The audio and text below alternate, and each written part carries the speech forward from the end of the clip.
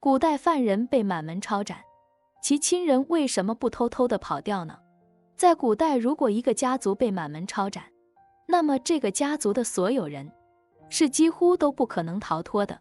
因为逃跑的难度非常大。具体有以下4点原因。第一，满门抄斩的信息不会让人轻易知道，所以根本就没有机会跑掉。皇帝下达的满门抄斩的这个信息是不会让人轻易知道的，通常都是秘密进行的。比如明朝的开国功臣李善长，他在被抄家之前完全没有任何消息流出来。要知道，这李善长可是明朝的文官领袖，这样的势力哪怕提前1小会知道信息，也不会全族被灭。而且办理抄家斩首的人员还极其讲究效率，他们会使用一个简单而有效的方法，那就是兵分3路，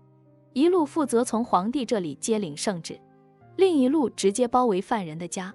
并宣布满门抄斩，根本不给你反应时间。剩下的一路呢，则关闭所有城门，防止犯人出逃。第2点，在抄家之前，整个家族都会被官府控制。在古代当官，这官一旦做大了，全家人都是要搬进京城生活的，而且皇帝还会根据官品大小赏赐官员面积不同的宅子。这样做明面上是奖励臣子，实际上却是一种制约，毕竟金属都搬过来了，谁也跑不掉。尤其是武将，一旦出去打仗，及家眷必定留下当人质，为的就是防止武将谋逆。很多人都看过《水浒传》，里面描述宋江劝降武将的情节，就是这个过程。一些被梁山泊生擒的武将，宋江都会极力挽留的，而这个时候，武将们都会找个说辞，说自己家眷在某某地方，实在无法与宋大哥谋事。但这个时候，宋江就会大义凛然地让武将放心，说你全家老小都已经被我接到山上了。其实这句话更深层次的含义就是，你要是不跟了我，你全家就会被我咔嚓了。而第3点原因呢，就是古代的户籍制度让人很难逃离。其实在古代也是有身份证的，而那些潜逃的人就会成为黑户。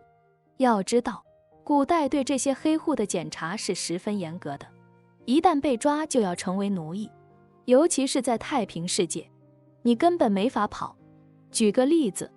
唐朝时期实行了一种保甲制度，未经允许是不让普通人离开居住地的，擅自离开就会被判为逃户。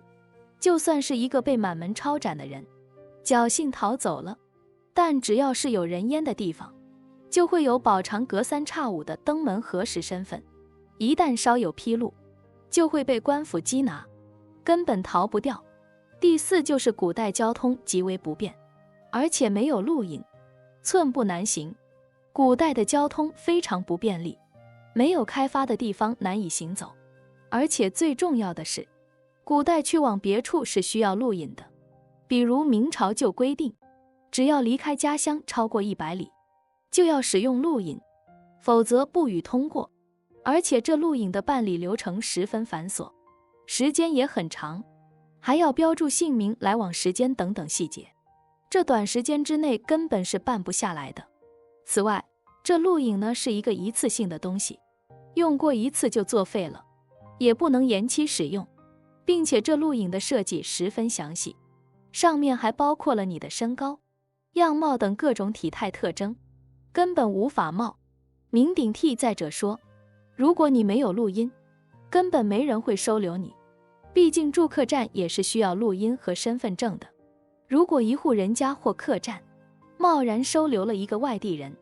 被发现之后是要承担连坐罪名的。比如秦朝时的商鞅，他在被秦国贵族追捕的时候，想去百姓家借宿，结果没有一户人家答应，这些百姓就是害怕受到连坐之苦。由此就可以看出，那些被满门抄斩的人想要逃跑是难如登天呢。欢迎关注我的频道，这样就不会错过更多精彩内容。